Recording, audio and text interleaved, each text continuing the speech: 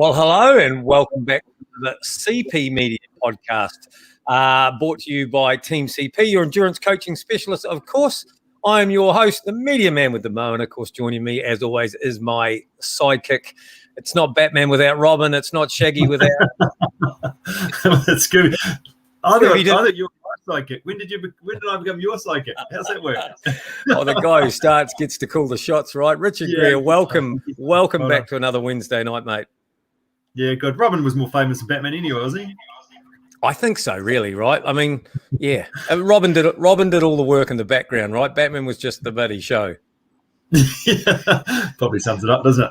So fitting, isn't it, really? Yeah, absolutely. Good stuff. How are you getting on? What's been happening?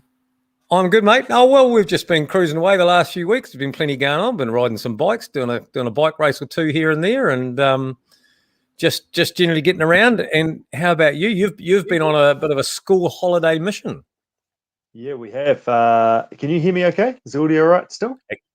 Yep, audio's good, mate. You're Yep, good to go. Good. Flight path is clear. Yeah, good stuff. School holiday mission was brilliant. We went and rode the Central Otago Rail Trail. Well, actually, I'd have to say I underrated it prior to going, and it was really cool. Had the kids, 4 kids.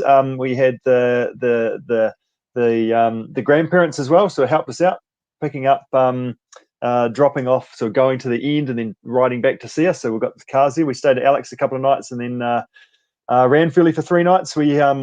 The first day was quite windy and quite a tough sort of day. We had about 30 Ks on, and then the second day after that I come back, watch the Team CP how-to video of how to set up a tow line that Jake and I made a couple of years ago. Get those hooked up, and we're a bit of a force to be reckoned with. Actually, I managed to borrow an e-bike from Evo Cycles. Shout out to Evo Cycles for that, for Tash to ride. So that was pretty cool. So we did some riding back again together.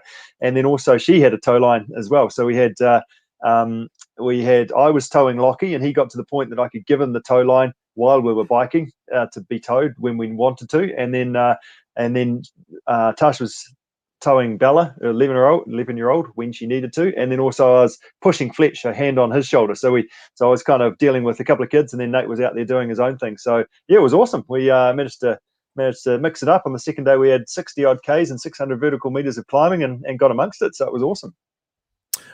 So a bit of resistance training, is that what you're saying? Like you had a bit of resistance training going on there? There was actually, and there was one wee story right at the end. Our roll into Middlemarch, there was quite a tail crosswind going on. There was an older couple past us. I was like, right, okay. As we we're just sort of cruising along, Lockie, here's a tow line. Fletch, let's go. And we hunted them down. And here I am in the gutter, Fletch on one, and we're going 3 abreast as we sort of hunted them down and passed them coming in. So Fletch beside him, but then Lockie's still being dragged in as well. So heaps of fun, really good. The kids did super well, beautiful weather. Totally recommend the Central Otago Rail Trail if you ever get the chance to get down there and do it. Brilliant fun. And I'm sure in a few years' time they'll be repaying the favour to you, Richard. When kids will be on the front, you'll be on the tow rope. Certainly will. So moving on, we've got a great show ahead of us. But first, before we do actually go any further, we just want to cover off a couple of things. And I want to say a huge, big, warm welcome to True Fleece Merino, who have come on board to partner with us, to partner with Team CP. Richard, you're sporting one of our new True Fleece Merino shirts there. I've got just the plain black version on currently at the moment, and I must say I've actually been involved with True Fleece for a few months now, and I've been riding bikes and running and doing all sorts of stuff in their Merino, whether it be a short sleeve T-shirt, a long sleeve, a hoodie. They've got a great range that goes right across the spectrum, male, female, some great products there. So get online, nz.truefleece.com, to check out their website. See, it is all New Zealand made. The Merino is all New Zealand source. And Richard, what's even better is all the garments are made here in Christchurch. They're all sewn, put together here in Christchurch out of the ZQ Merino, and some of the best quality stuff you can get around. So tonight, thanks to True Fleece Merino, we are going to give away, if you've, look at that, Richard, you're holding a nice little box up there. We want to know what you've learned out of this podcast. You're going to pull out a freshie. I'm just going to slide on my beanie. And this one here. So this is actually a neck scarf. You got a You've got a neck warmer there, Richard. Good work. Yeah. So if you're after a bit of a prize, tell us what you've learned in the comments. Send us a message any way, shape or form you can. Richard, that's quite the improvement. Well done there, son. We were just saying before we went live that I actually went running in this beanie last night, and it did come home a bit sweaty, but the quality of the merino is it smells fresh as a daisy, and it's good to go for another round yet. So how about we say we give this one away rather than yours? That's a good idea. What a good idea. We'll give Richard's neck warmer away and this time round. So how's that? Jump on board, jump online, flick us a message. And, of course, don't forget to check out True Fleece Merino online. Check out their website. If you're in the market for some warm quality merino, well priced too, get all after it. So that's that. Again, thank you, True Fleece. But we've got another prize to give away as well, Richard, today, because we're full of prizes, full of giving them away. And last week, not even last week, is it? It's like the week before, a fortnight ago, was it? We had a school holiday competition. We put it out there to share a pic with us about your school holiday adventure. And a very good friend of the CP community, Marcus Dupree, you want to tell us about their mission, Richard? Oh, Richard, we actually have no sound there, mate. No sound there. Come in, caller. So... What do you got going on there, Captain? We've got no sound at all there coming from your end. Take those headphones out. You've got on mute. That's your problem. How's that? There you go. Is that any better? Right. It's no idea. This is a professional show here. Tell us about Marcus's adventure. Yeah, brilliant. So Marcus and the family rode the Queen Charlotte Walkway, which is pretty impressive considering the amount of vertical elevation, the single track elements of it, and they did super well over a few days. So yeah, well done for families, parents getting out there, having adventures with their kids over multiple days. Yeah, amazing. Good stuff. And it's good to see. And there was lots of stuff put up on the CP social media in and around the place of adventures that did take place over the school holiday. So great to see. Brilliant. Right, should we crack on with the show? We should. We've got a very exciting first guest tonight. He is a water legend, I suppose, isn't he? Yeah, absolutely. It's a bit of a household name. Moss Burmester, obviously a high achieving Olympian, but also he's done all sorts of other stuff. And so just as a bit of an intro to get started, Moss has represented New Zealand at the highest level in 4 aquatic sports. So swimming, as we probably most of us know about, surf, lifesaving as well, underwater hockey and spearfishing. He's got a freezer full of fish. He has been doing all sorts of different things. So 2-time Olympian, former world champion in the 200-meter butterfly, also placed 4th at the same event in the 2008 Beijing Olympics, was a 3-time Commonwealth Games representative and gold and bronze medalist at the 2006 Melbourne Commonwealth Games. Moss still likes to push the boundaries in the water while spearfishing, and is actually the current world champion in spearfishing, which I want to have a talk to him about, and is also the world's deepest diving Olympian, free diving easily below the 50-meter mark, which is just craziness. 5 meters is plenty for me, as I dived down in the bottom of the diving pool the other day. So I wanted to discuss his training, his racing philosophy, how he is helping sort of within business and with his high performance toolkit, and also his recent endurance challenges out of the water as well. So welcome, and come in number 886. Is that correct? Number 886? Yeah, that's hey team. Thanks for the invite to join the podcast. So yeah, Olympian number is 886. So they sort of hand a number out to every Olympian, and it accounts for your first Olympics. So obviously, as you mentioned, I went to Athens 2004 with my first, and then Beijing, and so yeah, 886 is your first Olympic Games that you get to go to. Brilliant, good job, Moss. Tell us a little bit about your background. How did you get into swimming, and who were your key influences in those early years? I was quite relaxed actually about it. So initially it kicked off that my parents are just big water people. They both played underwater hockey and were in the local dive club. and just being around water all the time, my parents wanted to know that I would be safe. We'd often spend weekends out on the launch and or at our batch in Wangata. And I got 2 younger brothers, and so the swim lessons from an early age were just to ensure that I was going to be safe. But I took naturally to the water. I really loved it, enjoyed it. You know, the stories that my mum tells me that is, other kids were on the surface trying to put their face under and blow bubbles, and I was already diving down to the bottom trying to get the rings and getting frustrated if I couldn't get to the bottom because I kept floating up. So yeah, that was sort of, I just took naturally to it, and I played. So I did show that I was good at swimming, but I wasn't the best. I never had New Zealand age group records. I didn't make my first New Zealand team till I was 20, which is really late. And so I played sort of all these other sports in my younger years, and then eventually I actually took 6 months off at the age of 14 away from swimming completely. And then I decided that I was going to take it up full time and really focus on it. And I think that short break was really good, and I think that's what helped me in my longevity in the sport. I wasn't thrashed, as a young kid, and really pushed to train hard and sort of take the enjoyment away from it. So I think that helped me out a lot. Yeah, good stuff. So, what were your drivers to stick at it through those junior years when it's starting to get tough? It's funny. I look back at it. I always had the goal to want to do really well. And I remember even in Form 1, actually, my parents, they offloaded a whole lot of stuff to me from the other day. They visited. We're based in Auckland. They're based in Tauranga, and they offloaded a whole lot of stuff. And Mum gave me back my Form 1 poster that I drew up. And it had one section on there you had to write in their goals. And one of the goals I wrote, well, 2 goals. One was learn to single ski, like on the water, and the other one was to make the Olympics in swimming. And that was I think I was 11 or 10 when I wrote that. So I kind of always had this drive to want to do well on this. I've always loved pushing myself and just seeing what I can achieve.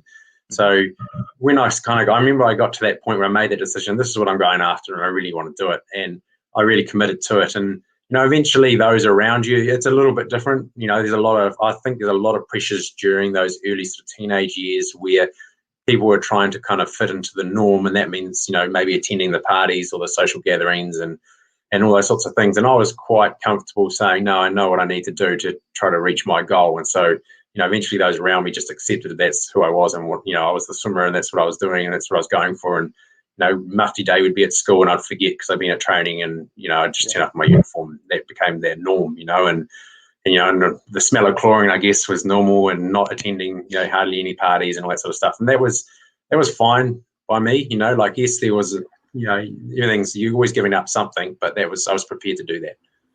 Yeah, brilliant. So that really set you apart in those early years and really drove to do that. What about when you're getting up in those higher levels? To make a New Zealand team, but actually to really perform on that world stage right at the top end, what set you apart from other athletes at that level? Yeah, at that point you start to, the differences minimize a lot. Everybody's training hard. Like, it's not like you're training hard. We just, we discussed it a little bit earlier in the week. Just, I had mentioned I'd been over training with Michael Phelps in 2007, leading up to the Beijing Olympics. I got invited by his coach, Bob Bowman, to go and train with Michael Phelps and a bunch of other American Olympians in the US Olympic Training Center at altitude in Colorado. And so I went over there, and, and so a lot of people were like, I get that question, did you know Michael? Did you race Michael? And yeah, I know him, So, and he wasn't, as I said, he didn't train any harder than I did, and I didn't train necessarily harder than those that I was able to beat. Everyone turned up the pool and slogged their guts out and did their absolute best. But at the end of the day, so it comes down to those little things that matter, those things that add up. When you're not at the pool, when you're at home trying to recover, or eating or sleeping or stretching all the time. And also, I think a big piece of it behind at that point is the mindset stuff, how important that is. And whether or not you really start to believe in it, because at the end of the day, it's about stepping up and performing on the day that matters, and then I was able to do that really, really well and consistently. I'd turn up at the main event, I would do my personal best, then I'd go away and I'd build on that, and I'd turn up at the next race. And I think the stat is only something like 10%, I think, of people won't even do their personal best at the major event, whether that's Olympics, World Champs, Com Games, not just in swimming, but in most sports. So it's quite, I think the pressure seems to get to a lot of people, whereas I was always able to go, no, this is the time to really make it, just shine and do your best. What were the things you tried to focus on to allow that to happen? I like the idea of simplifying it, so at the end of the day, I've talked about the process. You got to focus on the process. So you got to know what the outcome or the goal is. And I always kind of describe it as running. If you're running at a flight of stairs, because normally high performance environment, there can be quite a bit happening. So if you're running at a flight of stairs and the goal is to get it to the top, and you're worrying and looking up at the top and thinking, I've got to get up there and that's what I'm doing, you're not going to be looking at your feet. And you've actually got to take each one of those steps as you go up. So as you approach any race or multi-sport race or whatever it is, yes, you've got to have in mind what it is you want to do at the end and where you're getting to. But actually, if you aren't focusing on the here and now of that first initial step, you're likely that you could trip up on it and then stumble and fall and, things go wrong. So even if you're running at a flight of stairs, you just want to go boom, boom, boom, boom, hit those, and then suddenly you arrive at the top. And if you've nailed every single step, you've nailed the outcome. So if you get the processes right, you'll get the desired outcome that you want. And so that was kind of my approach when I approached a race. So it's just you're building throughout the year. You should be able to review it consistently and look at the areas you need to improve on or what's not quite going right. So therefore you change things and adapt things and all that as you go. So therefore, when it comes to time to race, all it is going, well, I know I'm in better form and better shape than I've ever been before. Then why wouldn't I race my best? And it should be that simple. People sit there and said, oh, did the pressure get to you?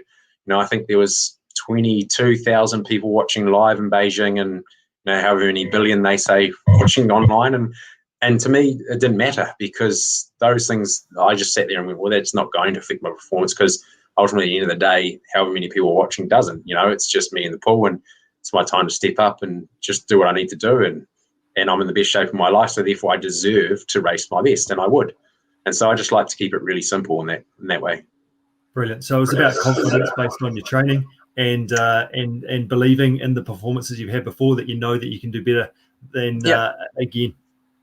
Yeah, absolutely. I was lucky in that around the age of 15 or 16, my high performance coach, who's now my boss that I work for, but I worked with him from that age, and he had for a long time worked with a lot of high performance athletes and teams, and so his work's pretty amazing. He was able to distinguish down what governs human performance, but also able to put it in some really simplistic models that help you really understand it well. And so I had his work to help me, realize what I needed to do and picture it in a way that I knew how to improve it and how to approach performance and what I needed to think about.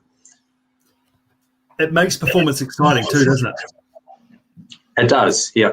Yeah, it makes you realize that you ultimately you've got control of it. So, one of the things is, the key thing really is just that what makes us unique as human beings, it's getting a bit deep, but makes us unique as human beings, we can be conscious of our own consciousness.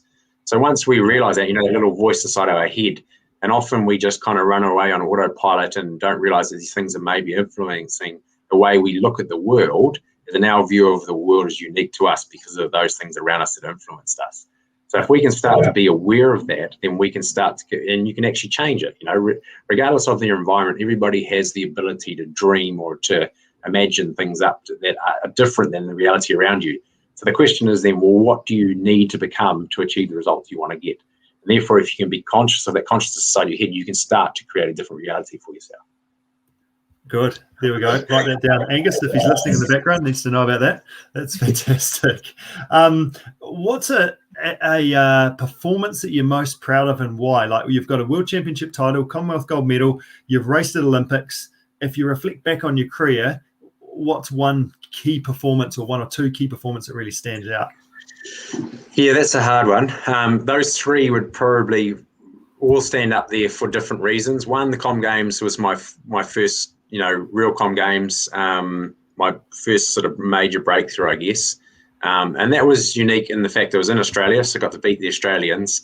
And it was quite cool in the race leading up to it. So 2005 at the World Champs, I went, 200 butterfly was my main race. And so you've got to pace it. And basically in 200 fly, you slowly die over the race. There's no way around it. It's a hard race and you just get knackered. And so you're trying to hang on at the end. And some people are known, for the back end are better. And I had a bit more natural speed. And so I could go out quite quick. And I went out in 2005 and I died over the last really badly over the last 50, just had a giant piano sitting on my back and I went backwards. And so the Aussies had knew this. They were the two Aussie guys in my main competition. And in the heats, I purposely went out kind of very easy speed and made it look like I was dying again. I still qualified fastest, but I made it look like I found it a struggle at the end. And we did that on purpose. But the whole entire year leading up to it, we'd been working really, really hard on my back end, my last 50 meters.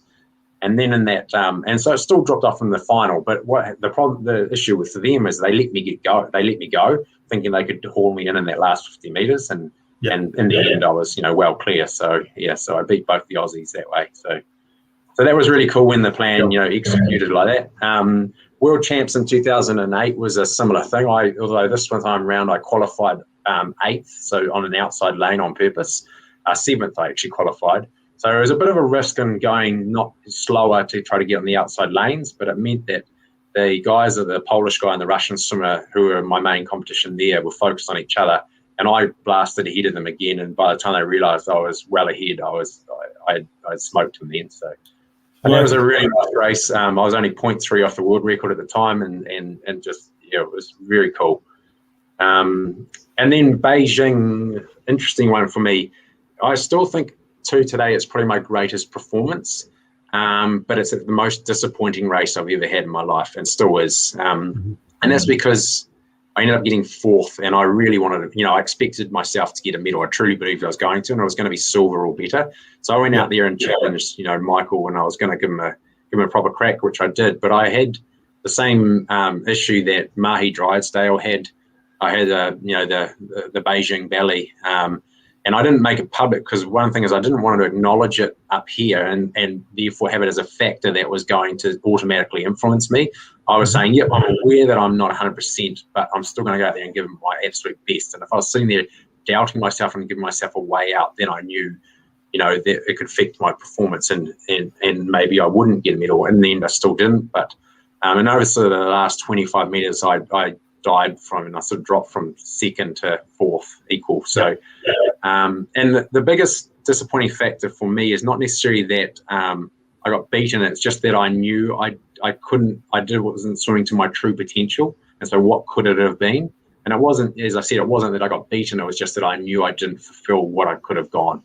And our goals and the race time that we were aiming for, were quicker than what I went. So that was, massively disappointing me. And it's quite funny. I was in the very outside lane, qualified on the outside on purpose, and Michael was laying 4 first in the middle lane, and my legs were ruined. I had nothing left in the tank. Like, I gave it absolutely everything. And that's why I still think it was one of my best performance. And as I hopped out of the pool, and you had to walk around the back of the blocks and over to the far side of the pool to exit, and you go through the sheep aisle where all the media are and they interview and all that sort of stuff. And anyway, I was walking really slow because my legs were absolutely burnt. They were full of lactic acid and I could hardly walk. And I was trying not to show that I was grimacing and I was gone, but I was basically just hobbling along. And Michael had swum across and got out my side, and it looked like I had waited for him. So later on, I got into the media area and he ran and goes, "Oh, it was really nice of you to wait for Michael and congratulate him and shake his hands and say well done to him."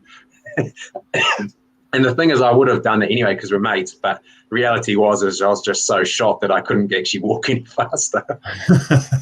You were just old at that stage. So is that the way that you've managed to, I guess, deal with it in your own head, is that actually I put in my best possible effort, so I have to be proud of that, even though you've got that disappointment that you know that you could have done better?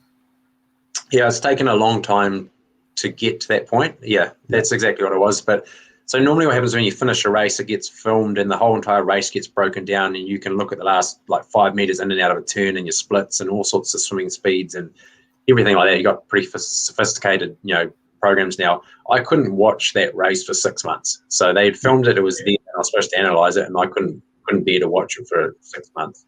Yeah. And but eventually I realized once I sort of started to analyze it and get into it that I was like, actually, I couldn't have done anything more. I was absolutely spent, as I said, like I could hardly walk. And so, so that, as I say, I still today go, okay, that was probably my best career performance ever, but still the most disappointing result. Yeah.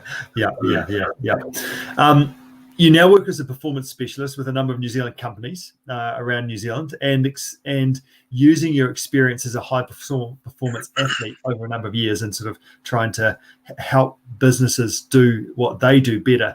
What does that work involve, and what are one or two sort of key elements that are critical to performance that from your sporting background that you look to try and then help businesses do a better job? Is there one or two things that you can kind of share with us in that space?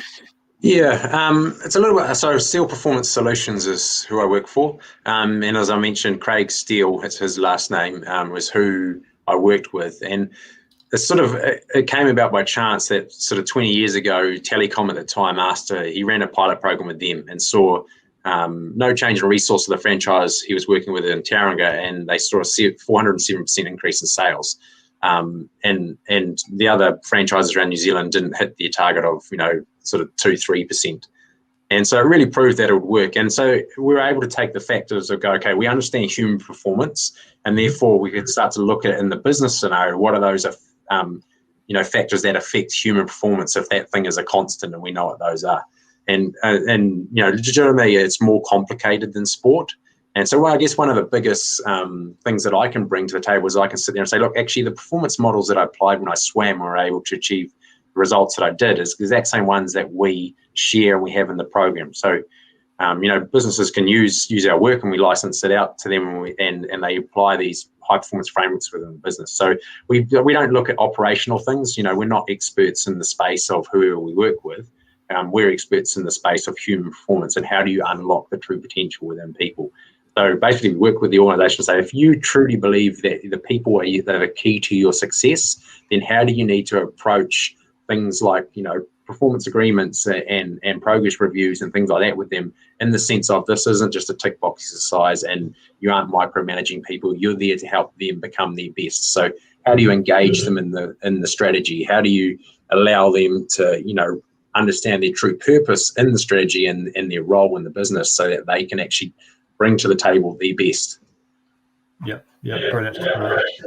And that'll be really rewarding work, actually helping businesses and seeing that progress. And I guess it's that normal people as well, because often within business, a lot of people aren't sort of fully engaged to the point that they are in sport, because I'm totally focused, I'm really into this, but actually and when we go to work, sometimes we just go to work and eat our lunch and come home again.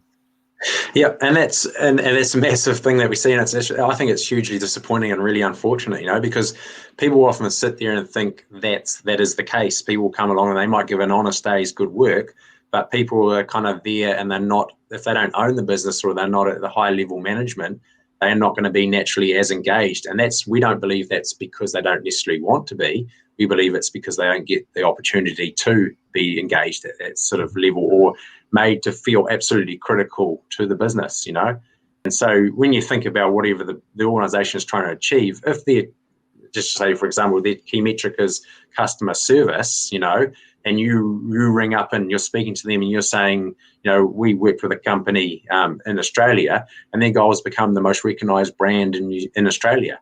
And they weren't even in the top 20 recognised brands. The only way they're going to achieve that is through, the digital-only bank, is through the interaction.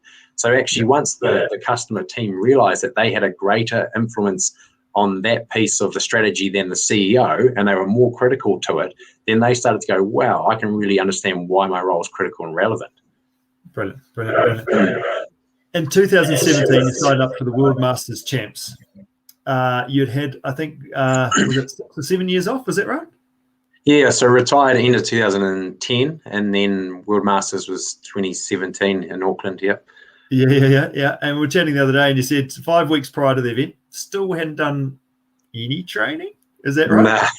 Yeah, so a bunch of me and the swimming boys and some of the we all sort of joke. We're like, yeah, we'll sign up and we'll do a few events, and so we did. And then and I think a few of the boys pulled out near the end.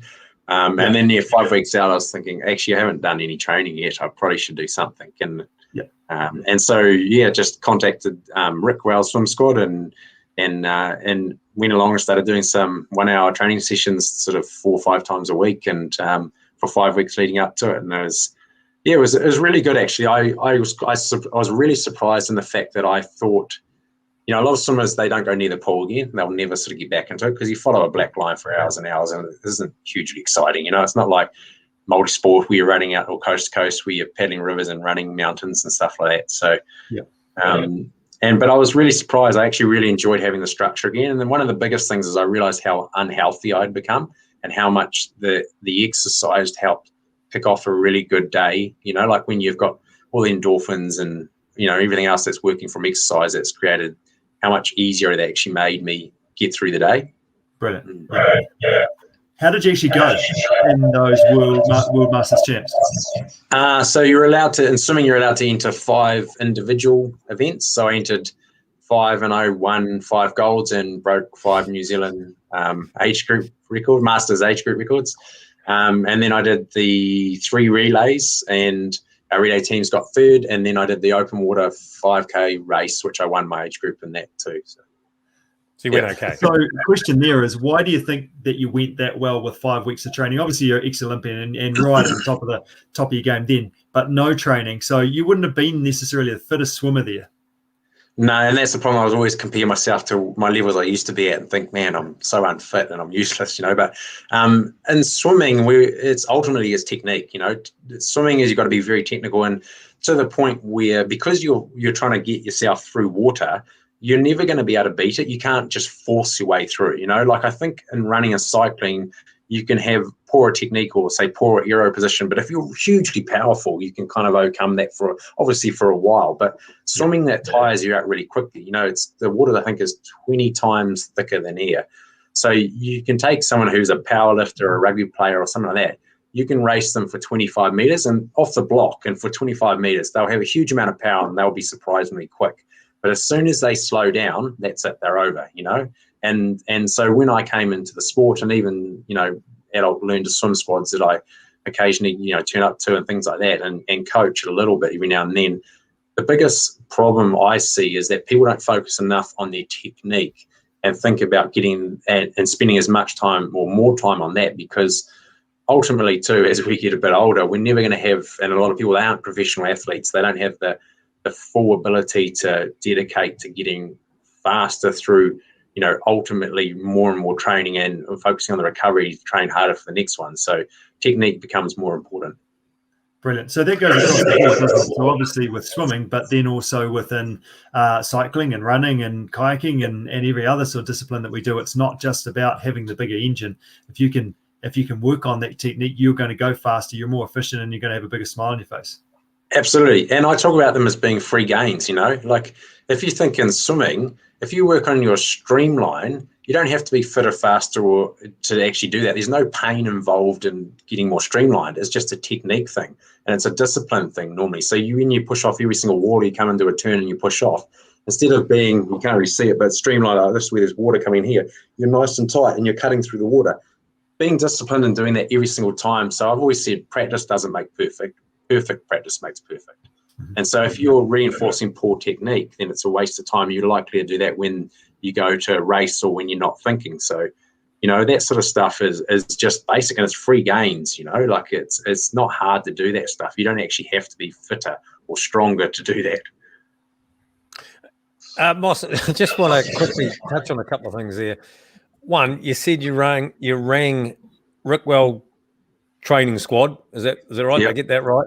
What Yep. do they say when Moss Burmester rings up and says, "Hey, I need to learn to swim again"? Do they feel the pressure when you turn up to squad for the first time? Is the pressure on them? I don't know. Well, you know, Rick was the first. He won Commonwealth Games gold medal in triathlon. You know, back in I think it was the 90s, wasn't he?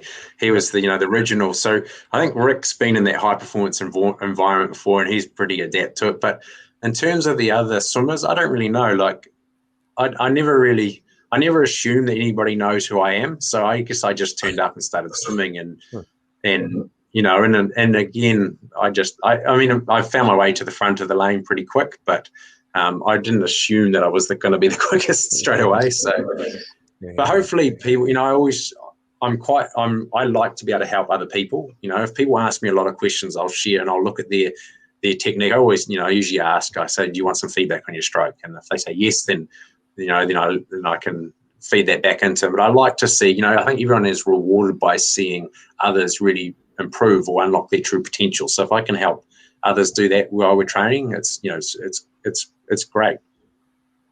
Excellent. Now, the other thing I just want to ask is that we have got some serious feedback going on. You said at the World Champs, you I guess, slowed yourself down to get an outside lane. So I guess was that a real high stakes game of risk you were playing there? Because to get yourself the outside lanes means you have to slow down, obviously. But, well, first of all, were there more than 8 people vying for that final? Yeah, only 8 at the World Champs or Olympics. Yeah, so you do have to be very careful here. I guess the thing is, we talk about in swimming as water feel, and you get a really good feel because it's very hard to see a pace clock when you're swimming. You get a really good feel for where you're going and what pace you're swimming and what time you're swimming. So, you don't, unlike multi-sport where you have all these computers these days and watches and everything like that. I think that's one thing that I've noticed sort of swapping over and doing the odd triathlon and coast to coast is that a lot of people rely on that, and I think rely on it too much. I think there's this lost ability to kind of feel how you're going and how much effort you're putting in and be able to gauge that way. So yeah, absolutely there's a risk to doing that, at that sort of level, but we're reasonably confident in my ability to gauge where I was at, that I was okay. Brilliant, Moss. I've got a picture that was on your Facebook page, that I want to throw up right now, and that you've got your wetsuit on at that stage. So for those that are listening to this is a tuna, I'm guessing it is. Is that correct? And it's basically as big as you.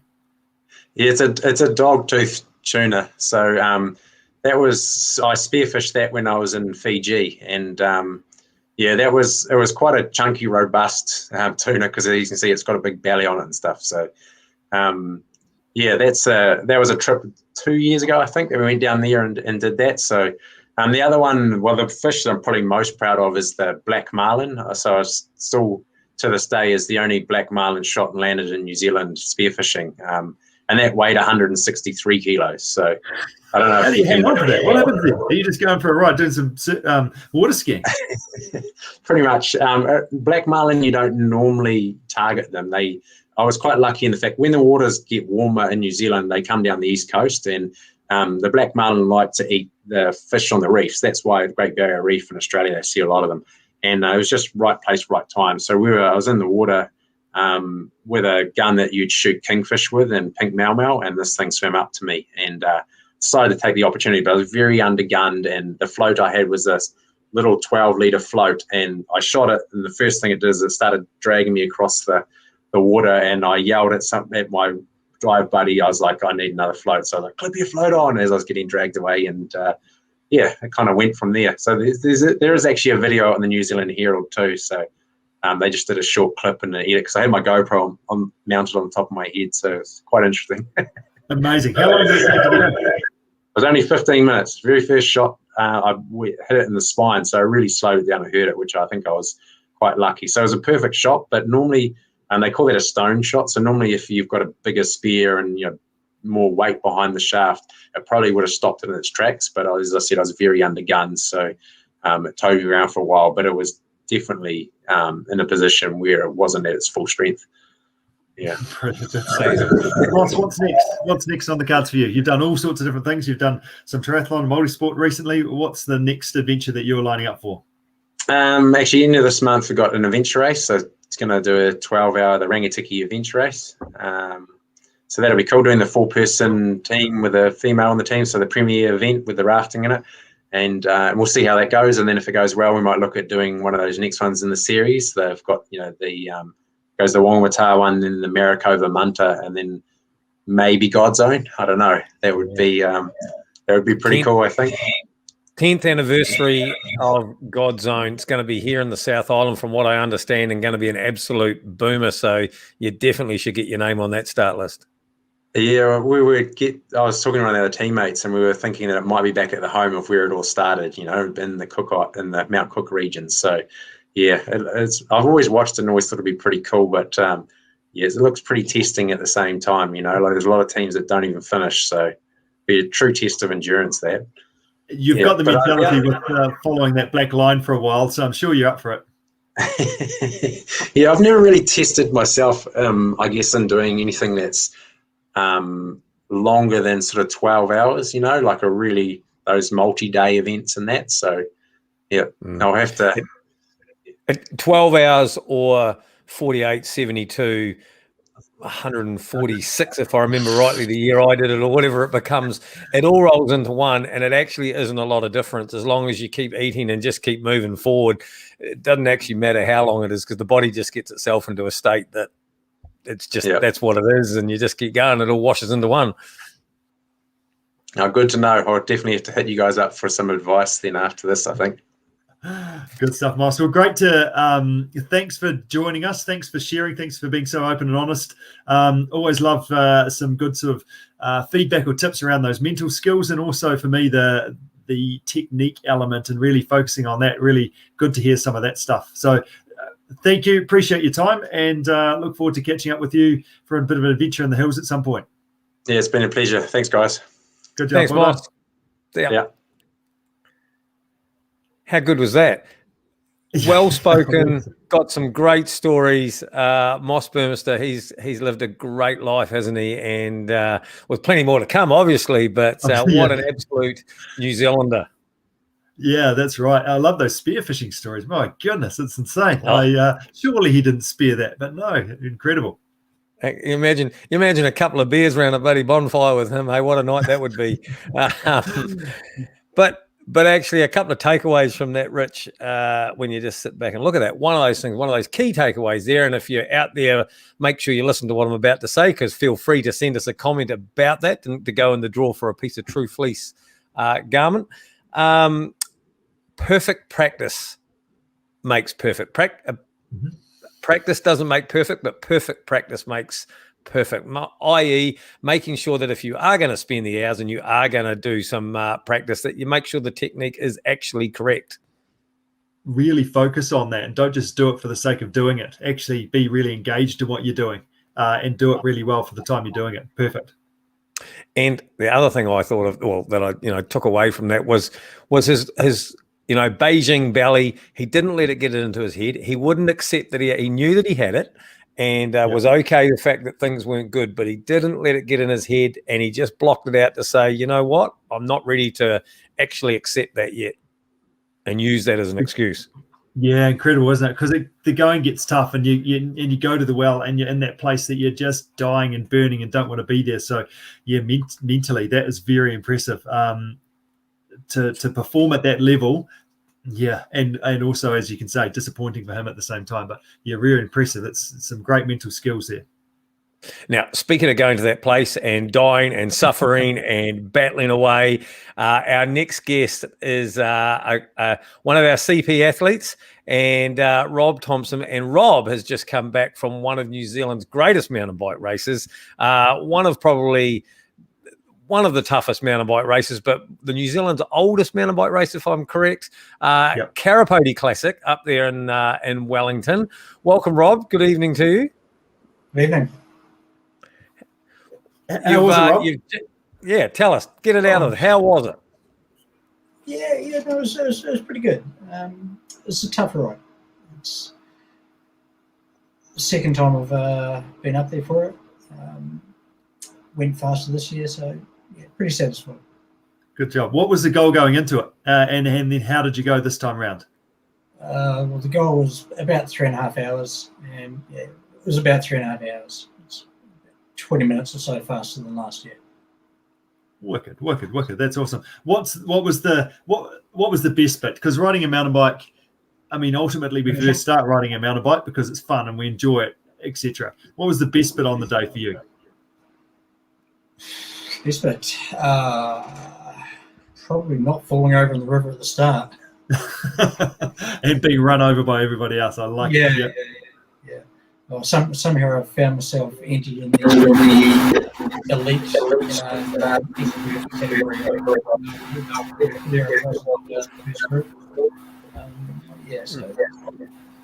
good to see the fast guys get away and work their magic, and then sort of got into just doing my thing. Good stuff. Able to set into a bit of a rhythm without having to I guess, caught up in too much traffic because you're up the front, which is quite nice.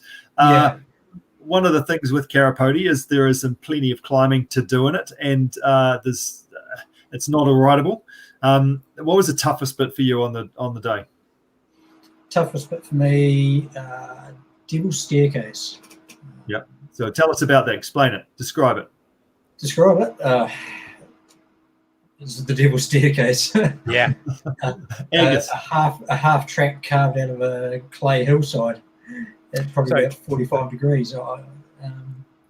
It's a much better staircase now than it used to be, because if you went, I don't know, it may be 5, 6, 7 years ago now, probably, it's had a lot of work done to it, and it literally was a staircase, like, all but you were, really having to step higher. So at least a little bit now you can ride sort of the bottom section of it. There's definitely some carrying because she's got some steep pinches in it, and then you can normally ride the top of it. But, Karapoti Classic, the 50K, one of, like I say, toughest races.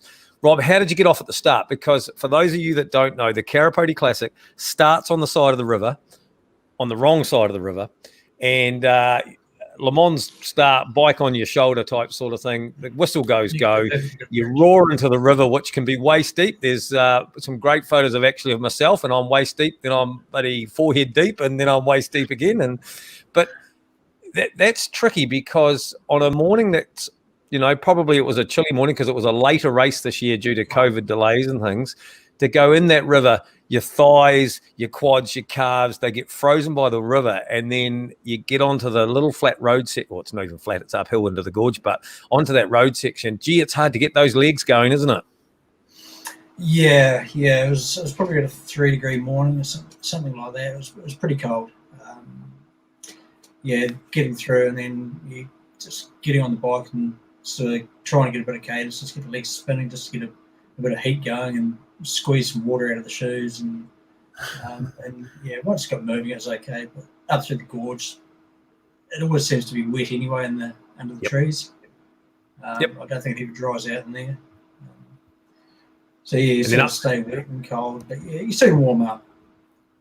Well, then the next thing you go is up the warm-up climb. That's the first climb of the day, is warm-up climb, but it's not really a warm-up either. That's a tricky little bit of a climb on its own, trying to get traction, because it's often loose up through there. Yeah, very much so. Yeah, very sort of shaly, loose rock. It's just really honest. It sorts you out, that ride, that event. After the last year, the first year, I sort of blocked a lot of it out. And then I had to YouTube a couple of pieces of it just to remind myself what I was going back to. The warm-up climb, that really wakes you up. And tell me, how was the rock garden? Because another famous, there's lots of key moments in there. There's obviously the river, up the gorge, up the warm-up climb. You've got dopers. You go up, up Devil's Staircase, but then you come to the rock garden and you come down through. Now, did you ride that or did you walk that? I rode the first part. Then I took a bit of a risk versus reward sort of strategy with that ravine type piece down through the middle, and jumped off and walked it. Sort of took the safe option and then rode the bottom section. Risk v reward. Nice work, Rob. We've got our Everest challenge that has just started, which means how many vertical meters can you ride during the month of May? And we've done this for a number of years now. Obviously, Everest being 8,848 vertical meters, but you've already got a kickstart because you've done Karapoti, and that was last weekend. So you've got some vertical meters under your belt. Is that what do you reckon your chances are of getting sort of close to that sort of 8,848? Pretty good. Pretty good. Yeah. Worth the crack. No, that's good. Absolutely. Fantastic. Yeah. I did just shy of 8.3, I think, last month. Right. So that was a warm-up month, and you'll be into it this month. Yeah. I got that easy. Give me a couple of days off post Karapoti, so I've sort of missed a couple of days there. But good. I'll give it a nudge. That's right. That's just to give me a chance. Well, yeah, I think you'll be all right. Good stuff, Rob. No, nice work. Perfect. So just to summarize, in terms of we've been working together for, I don't know, how long is it now? Maybe 3 or 4 months, something like that? Oh, a week before the race, I think it was. That's right. Actually, less than that, isn't it? What's one thing that you've taken out of the stuff that we've done so far to help you with your training? Taking rest days, and probably hydration has probably been the biggest thing I've taken out of it. Okay. I've probably always been a wee bit guilt in the sort of few years I've sort of been throwing myself into this sport. Of probably not drinking or eating enough out on a ride. You know, go out for a 2 or 3 hour ride and might have 1 or 2 bottles and no food, or just survive on a couple of gels. So yeah, the nutrition and the hydration through various events or just training has been a big thing, and it's getting me through it, and using your tips with the race plan for that. It certainly worked on the race, and Karapoti, got through, got to the end, and body felt, it felt good. Yeah, I didn't cramp up until right at the very end after the cold river at the finish. Good stuff. No, well done, Rob. It's part of that. That's perfect, isn't it? Cramping up right at the end to make sure that you've done a proper decent effort and left it all out there. Yeah. Always a bit disappointed. Would have liked to have gone faster, but hey, it is what it is. Yeah, you've done well. Got to be proud of the effort. So yeah, thanks for joining us, Rob. Awesome to be cheering you on and part of the team, and looking forward to the next adventure. Yeah, absolutely, and absolutely great to listen to Moss as well. And what a fish! Absolutely, that's an incredible piece of fish, isn't it? Rob, just quickly before we go, next challenge. What's your next big challenge?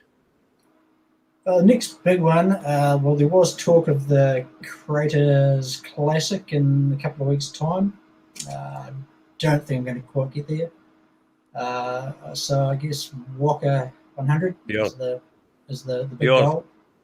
Awesome. Not the mile, like you crazy fellas.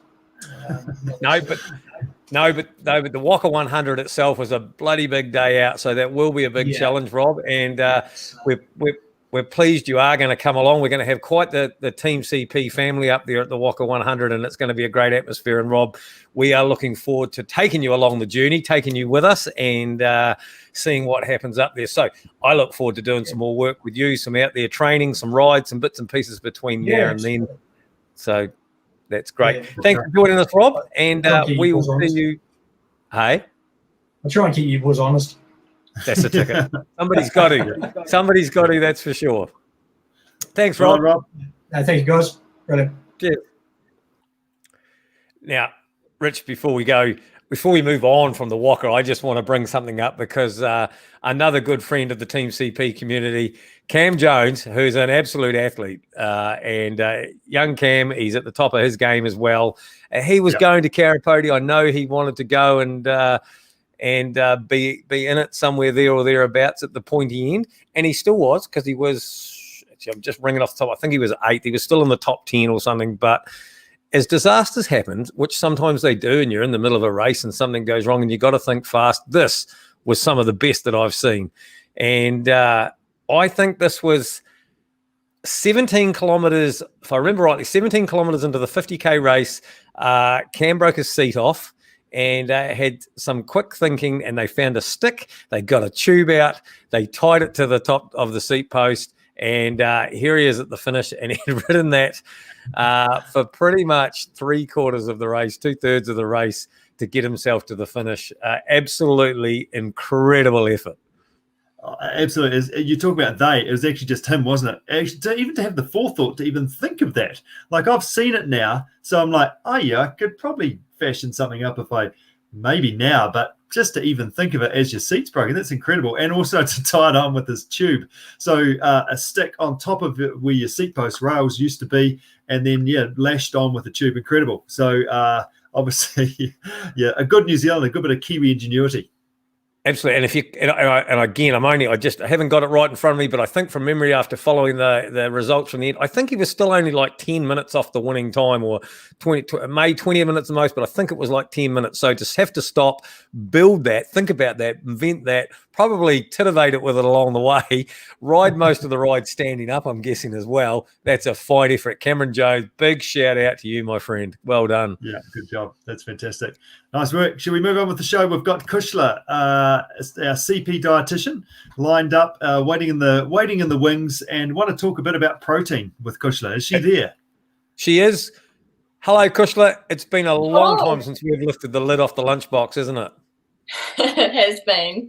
I'm just amazed by that bike seat. That's incredible. It's absolutely amazing, isn't it? Look at that. Like, it's just. That is really amazing. If you're listening to this, flick us a message and we'll share that with you. Cushla, what have you been up to? It's been a while since we've talked nutrition with you. What's been happening? I guess almost over the summer, really.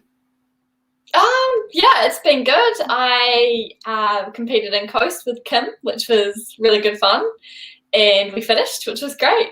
And yeah, since then I've gotten married, and yeah, just ticking along, working with Team CP. So it's been good. Yeah.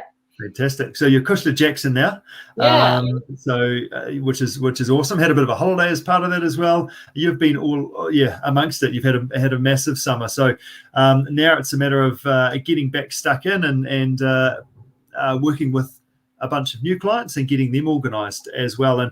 And one thing I talked to you about the other day is like, Cushla, what's one thing that you sort of like end up sort of talking to a number of people about? And the first thing you sort of jumped in to say was protein. So tell us a little bit about that. And the topic we were going to talk today about was the trend of people under eating protein in the first half of the day, and actually what this results in. Yeah, it's definitely a trend I see a lot, and I'd say almost in everyone I see. Occasionally people are hitting it on the head and doing really well, but the majority, when you think of breakfast options and even healthy, what people perceive as healthy breakfast options are very carb dominant meals and very, very low protein. And, you know, people think they're doing the right thing and choosing those, and then by mid-morning they're ravenous, and then they stay pretty hungry all day and just sort of unsatisfied. Yeah. So pretty much what I... Jumping in there, give me some examples of what you'd say are like, and what we'd perceive as generally healthy. Like, is it your mueslis? Is it your like sultana bran, that sort of stuff? Is it Wheat Bix, porridge, all those things? So, a classic Kiwi breakfast, you know, I'd be getting up and having 3 or 4 Wheat Bix and some milk and a banana on top. And people would think, you know, that is a really healthy meal. And sure, all the ingredients in that in isolation are really good foods. But together to front load your day and start off your day, that's pretty much all carbs in there, besides, you know, a little bit of protein from the milk. So it's not the best combination, depending on what your goals are. But ideally, I'd be wanting to enhance the protein of that meal for sure. The other ones, as you said, sultana bran, Nutri-Grain, shockers for sugar, about 30% sugar in those. Yeah. So why is protein so important? Because obviously carbohydrates is still useful though, isn't it, as a result of not eating over the day and sort of getting us started? Yeah, definitely. And, you know, carb requirements for everyone will be very different from day to day, time of the day, week to week, training plan, etc. But protein is something that stays very consistent every day for people, and individualized again. But yeah, it's the building blocks of everything. So to make sure you're getting enough in from when you first get up through to the end of your day is pretty critical.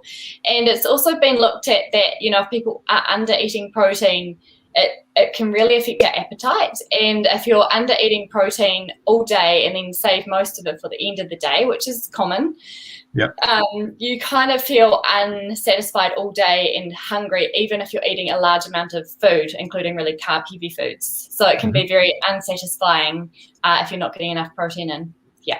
So the key thing with protein is it's that feeling of fullness, the feeling of, I don't feel like I need to hunt down any food because I've actually had a good meal early. And that's so actually, instead of going, I'm going to manage my weight, I'm going to look after myself here, I'm going to not make sure I don't overeat. You do well, and because you haven't done so well, you blow out at the end of the day. That's basically what you're saying, isn't it?